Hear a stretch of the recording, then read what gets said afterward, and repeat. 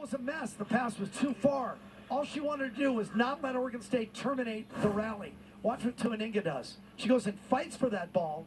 SC able to keep it, and then comes back with a great set, and Fields finds the floor. 2-1 SC. That's just great volleyball. It's the kind of thing that doesn't show up on the stat sheet. So listen, we didn't see Emily Fitzner yet today for SC. The other center came off the bench when Tuaninga got hit in the face against Purdue. Concussion protocol, she missed the rest of that match, missed the SC match. Fitzner came in and played great, and people were saying, well, maybe Fitzner deserves more time. Look, this is Tuaninga's team. She knows what she's doing out here. SC plays great when she's on the floor. But the byproduct of all is that Keller now has got two great setters, right? So you have two people now that can step in and run this offense, because they didn't miss a beat when Emily Fitzner was in there. And Fitzner's a calming presence. She's a grad student. She's been there before. She came in. She knew Tuaninga was here. Tuaninga's team. But you got Fitzner right there waiting in the wings if she's needed. Off the block and out. Fields thought it caught some of the line. Did not.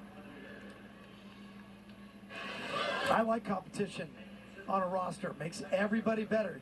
Little edge. Every now and then you got to get in some practice fights and push each other and yell. Brings you tighter. Shows you care. Tuaninga. She set that ball blindly. But Oregon State ends up winning the point.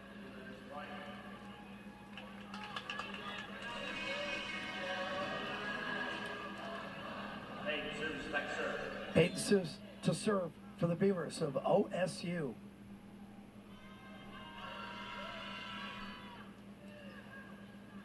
Tuaninga up high into the lights, but right at the back line.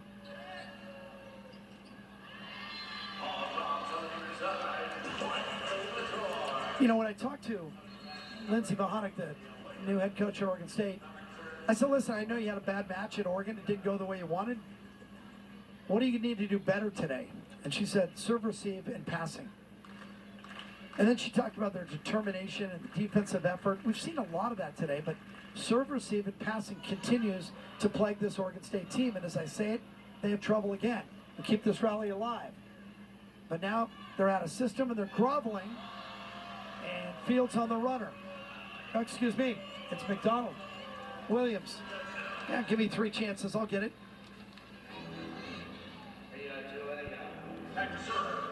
Williams, also a grad student.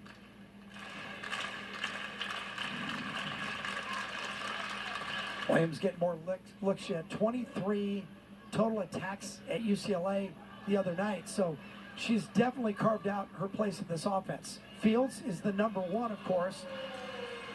Leads the conference, second in the country in kills, banks it off the high hands, cross court and out.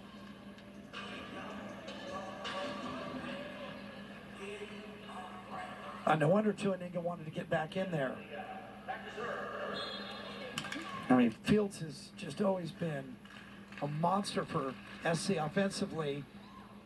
But Miller's playing great. And Williams. And now Weejay, the freshman, has broken out. So, if you want to know how good a team is, try and defense them. Think if you're going against it, what do you do? What do you take away? And you have the same number of players, so if you double somebody, too many weapons. Not a good set there. Ariel couldn't get to it. I think the set got over her head before she was ready, and Tuaninga comes over and says, is that me or is that you? Good communication skills. 6-6 in the third. SC up 2-0. Williams gets turned back. I don't know the numbers, but I would venture to say that Williams has had more success on the right side than the left today. Lauren Rummel, sophomore from Tucson, Catalina Foothills High School. Again, tight set. Gonna go to Williams again. No, short set. Ariel.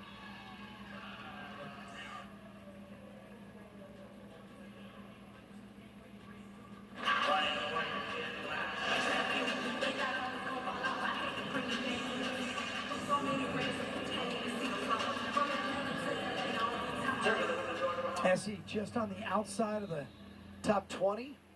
Certainly a top 25 team coming in. They just beat number 17 Purdue on the road and beat their crosstown rival UCLA in a 5-set thriller. And now they come home, have a chance to sweep Oregon State, so that's going to get attention. And of course, name brands in this sport like USC are going to get their looks. The voters are going to search out those scores. And this has been obviously a great conference across the board for many, many years. Stanford's had its runs, UCLA, SC. Jim McLaughlin was up in Washington. They were great for a long time. Another winner from the right side for Kalia Williams.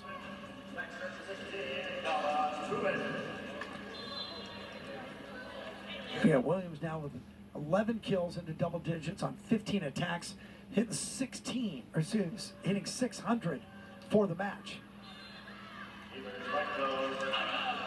Only 2 errors by Williams so far today. How about Fields? Fields, 13 kills, 23 total attacks, no errors, no hitting errors, hitting .565 for the match. And I mentioned it before, that numbers don't always tell the story for SC here. I'm just throwing all these numbers at you to prove how good SC's been today. But again, we revisit the stat sheet from UCLA the other night. SC got out-hit, 248 to 224. They had more errors than UCLA, 26-20. They had fewer blocks than the Bruins, 15-10. Assists and digs were about even. The only category SC won decisively was aces, 11-5. But I mentioned it before, if you covered the score on the page, you would say, I think UCLA won in 4 or 5. But SC found a way to win. They won the key and critical points, 17-15 in that 5th frame that was tied 13 times. And talking with Brad Keller, the SC coach, before, he's real optimistic about this team. Obviously, they've won 6 in a row, and now 4 straight against UCLA, the crosstown rival, but 6 in a row, trying to make it 7, which would reach a high water mark in the Keller era here at Galen Center. But this team has already been through a lot, and part of it was just travel. 7 of its first 10 non-conference matchups now we're talking about, 7 of 10 on the road. The women of Troy traveled 11,500 miles in a month. That's business class travel. That's a lot of time sitting around airports, riding buses, waiting in lobbies of hotels, eating in restaurants. It's not easy. And they went through it. They had to go to Hawaii. I know, tough trip, but that is brutal to play there. And Hawaii's not ranked, but they're always good. They're really good at home. And they lost a couple of times there. So, they've taken their hits already and powered through it. If they win today, they're 8-4, 2-0 in conference. They'll be home against Utah on Friday. You can see that one on the Pac-12 network beginning at 7 o'clock. Oregon State goes home to face the highly ranked Cougs of Washington State on Thursday, and then UW on Sunday. To Aninga, to Miller. No chance. Oh my goodness. I gave up on that play a long time before they did. To Aninga and Fields, they get up with smiles on their face. Never quit. Wasn't I just talking about the persistence of this team and the street cred? Watch them go for it. First Fields, then to Aninga. And they almost got to it. Great effort.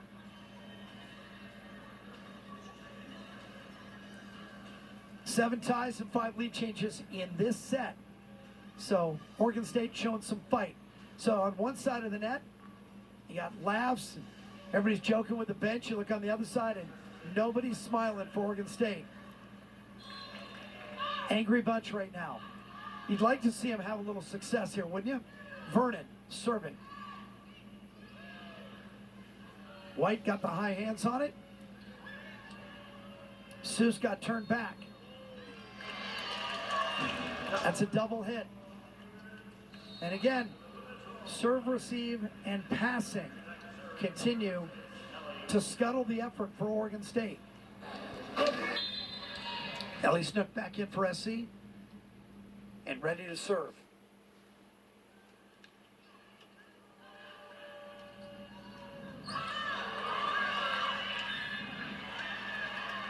Truman just got a piece of it.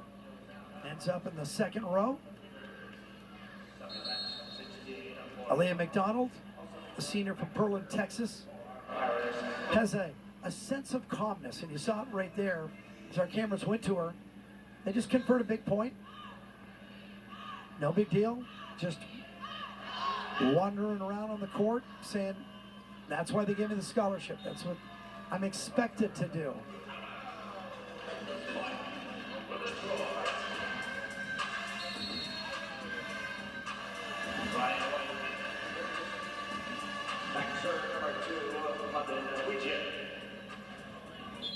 Oregon State has not won at SC since 1996.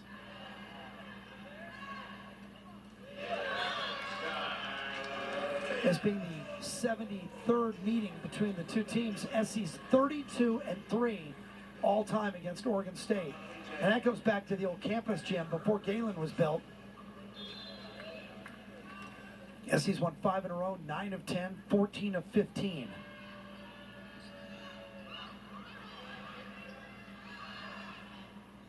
Fields, you know, it's not like she's crushing balls.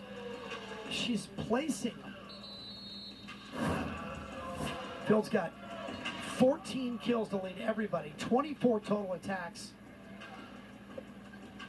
Back to hitting 600. Most kills in the conference, second most in the country. Skylar Fields, the senior from Missouri City, Texas. Remember, she was at Texas, the University of Texas, Big 12 Freshman of the Year, 3-time All Big 12, and need I say, an All-American.